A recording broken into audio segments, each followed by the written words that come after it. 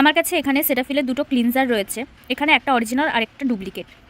Normally এগুলো দেখে বোঝা খুবই মুশকিল যে কোনটা আসল আর কোনটা নকল, কিন্তু একটু ভালোভাবে খতিয়ে দেখলে বোঝা যাবে যে কোনটা আসল আর কোনটা নকল, কারণ এই দুটো অলমোস্ট এক। প্রথমেই আমি এখানে জানিয়ে রাখি, এখানে যে ডান দিকের প্রোডাক্টটা রয়েছে সেটা অরিজিনাল, আর যেটা বাঁ দিকেরটা রয়েছে সেটা ডুপ্লিকেট। তো কিভাবে বুঝলাম সেটা বলছি। প্রথমেই এটার প্যাকেজিংটা দেখাচ্ছি।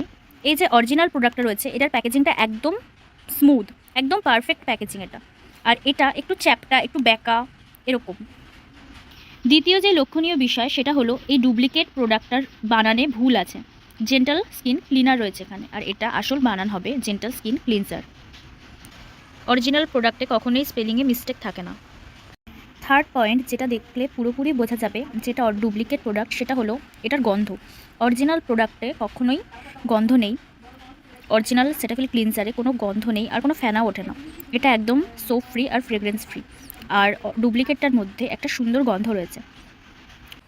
তো এইসব জিনিসগুলো দিয়ে তোমরা আসল বা নকল প্রোডাক্ট বুঝতে পারবে। আর অবশ্যই চোখ কান খোলা রেখে প্রোডাক্ট ব্যবহার করবে।